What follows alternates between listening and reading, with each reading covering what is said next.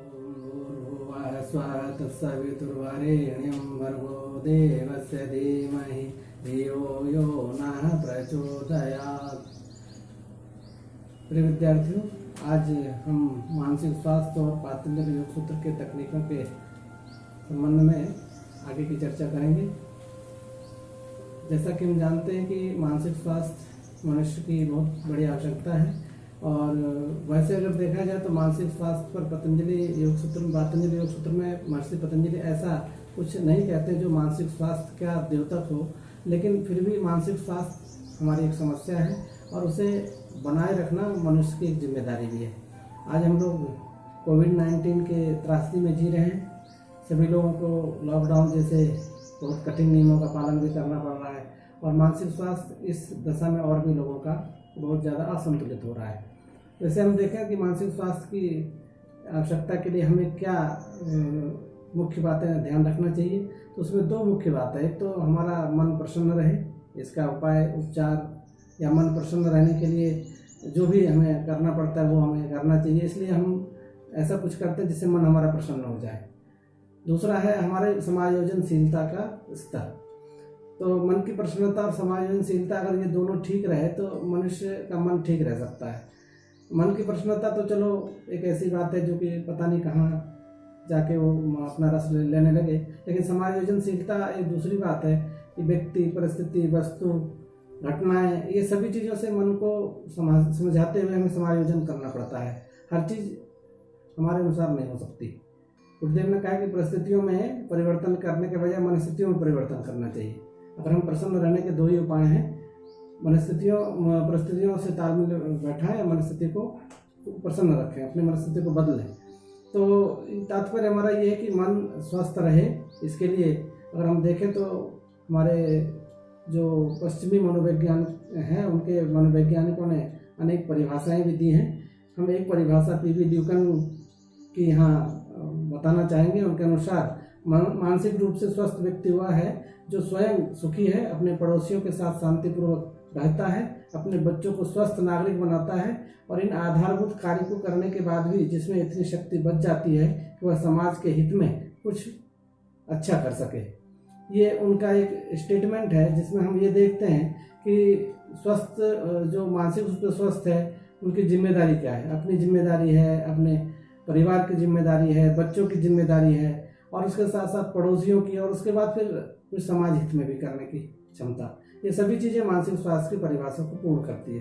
जैसे अनेक परिभाषाएं हैं, उन कुछ परिभाषाएं प्रसन्नता और समायोजन के लिए हैं, तो बहुत सारी परिभाषाएं हैं, लेकिन हम यहाँ केवल ये बताना चाहेंगे कि मानसिक स्वास्थ्य एक हमारी आवश्यकता है, जिसमें कि मन हमारा जो द्वंद्व और विभिन्न तरह के जो मानसिक उलझनों में रहता है उससे बाहर आए, संतुलित रहे।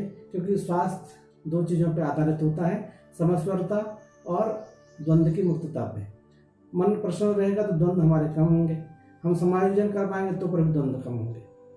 हम अगर यहाँ देखें तो योग सूत्र इन चीज़ों के लिए कुछ कुछ सूत्रों की बात करता है। जैसे प्रथम पाद की बात कर लें तो उन्होंने एक जगह कहा है, जो योग अंतराय है उसमें स्त्यान, संशय, प्रमाद, आलस, अविरति, भ्रांत दर्शन, ये सभी चीज़ें हैं जो मन के समस्याओं पे योग सूत्र में हमें बताया गया है। अगर हम मन हमारा स्वस्थ होगा तो इन सभी समस्याओं से गुजरेगा।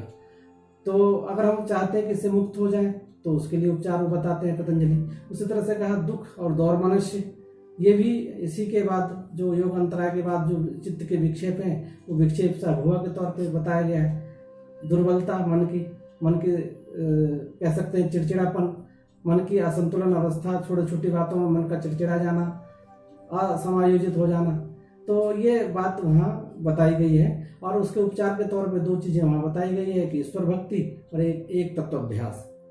वो एक तत्वाभ्यास में बहुत सारी चीज़ें हैं, उसमें 4 तरह की भावनाओं का अभ्यास करना चाहिए, क्योंकि हम जिससे एडजस्ट करते हैं वो सबसे अधिक व्यक्ति होता है, और व्यक्तियों की एक कैटेगरी होती है, उसमें 4 कैटेगरी बताया है। 4 कैटेगरियों से समायोजन की जो उसकी कला बताई है, सुखी, दुखी, पुण्य, पाप, पुण्य और पुण्यशाली और पापी व्यक्तियों के बीच में जो हमारे मन में तरह तरह के उसके प्रति नकारात्मकता आती है या अच्छी बातें आती है, उसको किस दशा में उसको सोच सकते हैं और हम समायोजित हो सकते हैं। आगे अगर हम देखें तो योग सूत्र तपश्चर्या की बात करता है, तप स्वाध्याय स्व प्रणिधान क्रिया योग, तो उसमें अगर हम देखें तो उसमें भी तप का अर्थ हमने पहले भी चर्चा की है, तप द्वंद्व सहने की शक्ति है। तो तप से अगर हम नियमित तप करने के वाले व्यक्ति हैं तो हम हमारे अंदर समायोजन की क्षमता अपने आप बढ़ जाएगी, क्योंकि हमने कष्ट को सहजता प्रसन्नता पूर्वक सहने की थोड़ी सी आदत बना ली है। हम थोड़ा एडजस्ट कर सकते हैं क्योंकि हमने स्वयं उसका अभ्यास किया है। कोई सामान्य व्यक्ति शायद इसका अभ्यास नहीं करता तो वो जल्दी इरिटेट हो जाता है, उसके अंदर जैसे एक दुर्भावना आ जाती है। लेकिन तपस्वी व्यक्ति के अंदर कहा जाता है कि वो संयम के साथ रहता है, सहिष्णुता का विकास करता है और एक उसका एक्सरसाइज का पार्ट होता है। तो धीरे धीरे धैर्य, सहिष्णुता, समस्वरता, ये सब चीज़ें अपने आप आती है। तो तपश्चर्या करना चाहिए। तपश्चर्या की बहुत सारी विधि है, उसमें जो विधियों की चर्चा अगर करें तो मौन है, अस्वाद व्रत है, कुछ ऐसे उपवास हैं, कुछ उसमें और भी अगर देखें तो कुछ अपनी दिनचर्या में ऐसे शामिल करना जिससे कि मन हमारा शांत रहे। तो तपश्चर्या के बहुत सारे स्वरूप हैं। हम यहाँ ये बताना चाह रहे हैं कि तप से द्वंद्व का समाधान होता है। द्वंद्व मतलब मन में सुख दुख सहने की क्षमता, लाभ हानि सहने की क्षमता, मान अपमान सहने की क्षमता, ये सारे मन के द्वंद्व हैं। इन द्वंद्वों से ऊपर उठने की बात, तो तपश्चर्या का अभ्यास करना चाहिए। आगे अगर हम देखते हैं तो यम और नियम, जिसमें यम के अंतर्गत हमारे पास अगर ऐसी कोई शक्ति है जिससे कि तो सत्य बोलना चाहिए। सत्य से मन में कम द्वंद्व आते हैं। आदमी जो सत्यशील होता है उनके मन में कम से कम आशंकाएं होती हैं, संशय कम होते हैं। सत्य का जीवन जीने से आदमी हो सकता है थोड़ा सा उसका जीवन ऐसा लगे कि थोड़ा ज़्यादा स्पष्टवादी है, लेकिन सत्य का जितना हो सके या सत्य करें या तो मौन करें। सत्य करने से कम हम द्वंद्व में तो नहीं पड़ेंगे। तो सत्य का परिपालन करने से हमारे मन की शुद्धि भी होती है। मन सत्येन शुद्धति, ऐसा कहा गया है मनुस्मृति में। तो मन की शुद्धि करने के लिए सत्य का आचरण करना चाहिए। वैसे तो सारे ही चीज़ें हैं, लेकिन सत्य का हम इसलिए कह रहे हैं कि सत्य हमारी दूसरों के साथ व्यवहार करने वाली प्रणाली है और उसमें हम अक्सर कुछ न कुछ ऐसा काम करते हैं जो हमारे लिए खुद के लिए एक द्वंद्व का कारण बनता है और हमारे मन में विभिन्न तरह के और भी शंकाओं को जन्म देता है। आगे हम अगर देखें तो जो शौच है, जो नियम का पहला भाग है, उसमें भी पतंजलि ने कहा कि हम अगर शौच का पालन करें तो हमारा सत्व शुद्धि होता है, मतलब चित्त शुद्ध होगा, फिर सौमनस्य आएगा, एकाग्रता आएगी, इंद्रियों का जय की प्राप्ति होगी। ये छोटे छोटे गुण उसमें बताए। तो उसमें कहते हैं कि ये अंत तक तो वो ये भी कहते हैं कि आत्मदर्शन की योग्यता भी आ जाती है। तो आत्मदर्शन की योग्यता तो बहुत आगे की है। हम अगर देखें मन की चीज़ें तो मन हमारा एकाग्र हो रहा है, मन हमारा शुद्ध हो रहा है, इंद्रियों की शुद्धि हो रही है, ये सभी चीज़ें शौच से ही हो रही है।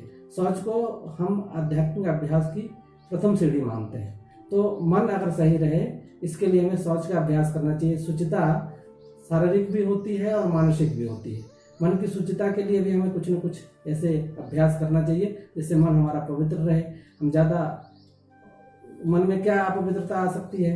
मन की 3 अपवित्रताएं आ सकती हैं, जैसे कि हमारे भाव हैं वो दुर्भाव में चला जाए, विचार हैं वो कुविचार में चला जाए, संकल्प है वो गलत संकल्पों का वो अभ्यास कर ले। तो इन तीनों चीज़ों को सुधारने की आवश्यकता है। अगर हम शौच का अभ्यास करेंगे तो हमारा विचार कम से कम अच्छे विचारों में हमारा मन चलेगा, अच्छे भावों में चलेगा, अच्छे संकल्पों को ग्रहण करेगा।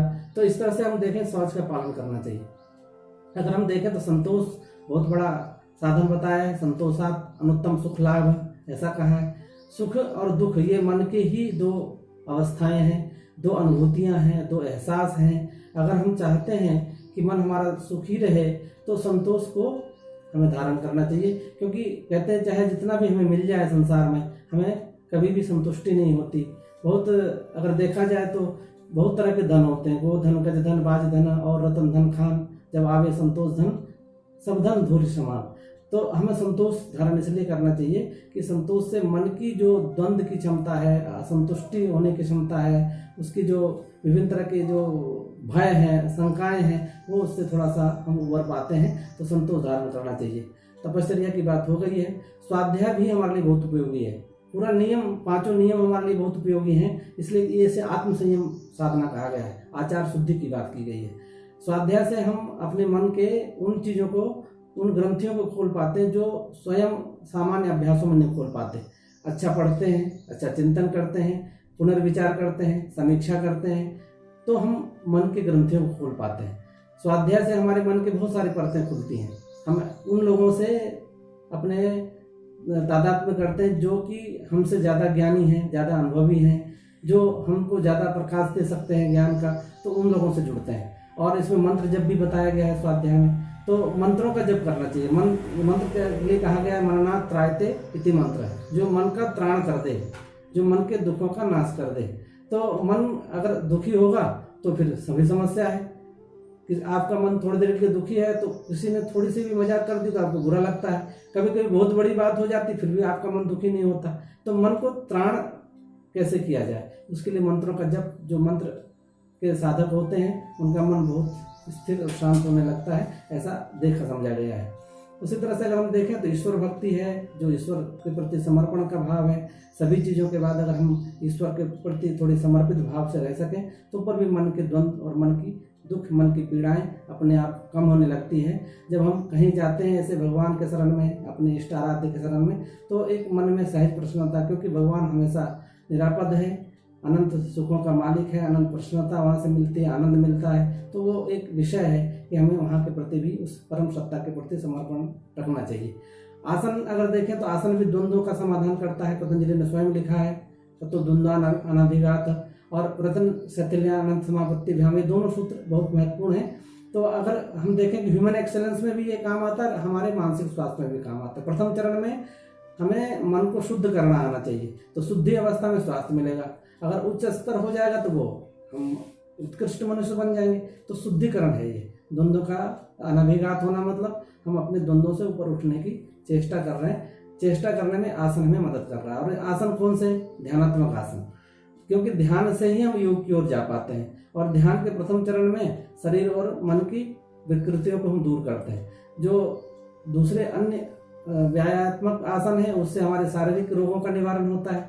और जो ध्यानात्मक आसन से मनोग्रंथि खुलती है, मन हमारे हल्के होते हैं, ऐसा आप समझ सकते हैं। क्योंकि उसमें जितने भी हमारी मनोग्रंथियां रहती है उसमें हम स्थिरतापूर्वक विचार भी कर पाते हैं, और हमारे पूरे शरीर की रीढ़ की हड्डी के माध्यम से वो मन के विभिन्न ग्रंथियों में हमें एक सपोर्ट करता है और हमें थोड़ा संतुलित करने में सहायता करता है।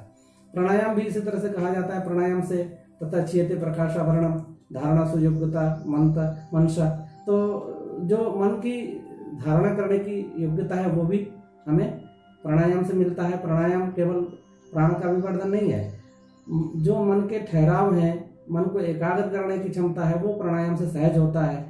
आचार्य श्री राम शर्मा जी ने अपने दैनिक साधना में कहा था कि अगर आप गायत्री मंत्र का जप नियमित करें तो उसके पूर्व थोड़ी देर का प्राणायाम करें, उससे आपकी चित्त की चंचलता, मन की चंचलता, मन की अशांति दूर होगी और आप सहज रूप में साधना में, अपनी उपासना में संलग्न हो सकते हैं।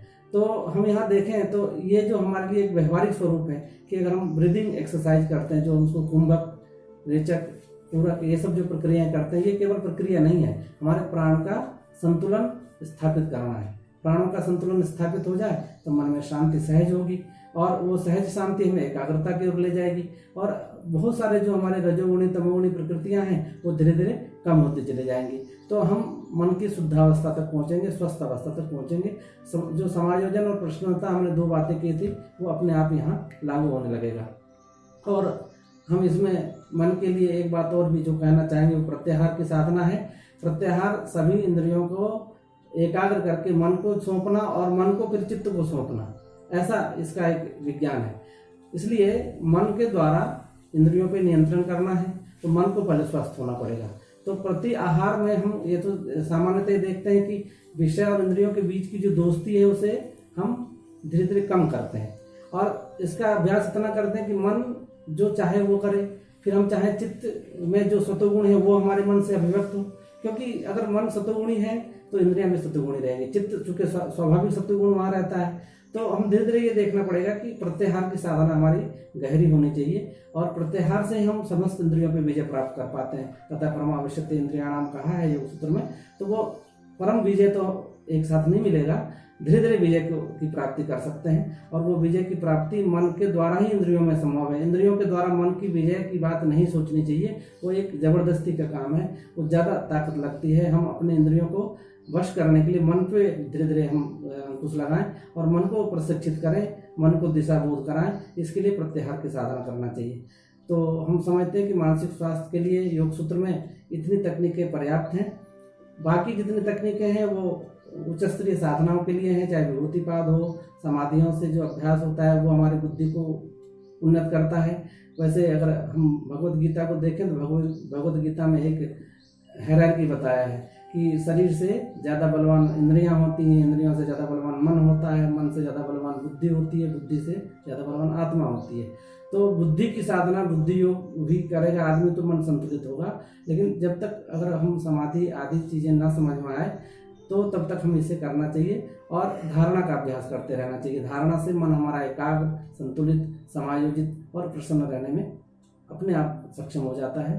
तो धारणा तक हम इसको कहेंगे कि मानसिक स्वास्थ्य के लिए धारणाएं बहुत जरूरी हैं। अगर हम देखें तो जो प्रथम पाद में एक तत्व अभ्यास बताया गया है वो प्रारंभ तौर पे धारणाएं हैं, फिर ध्यान की अवस्था में जाना होता है। तो हम जो भी धारणा अगर नहीं समझ में आए तो योग सूत्र को ही हम देख सकते हैं, तो सारी धारणाएं हैं। उन धारणाओं के माध्यम से हम अपने मन को एकाग्र और सहज अवस्था को दे सकते हैं। ये योग सूत्र के उन तकनीकों की बात थी जो मानसिक स्वास्थ्य के लिए उपयोगी और अत्यंत उपयोगी है।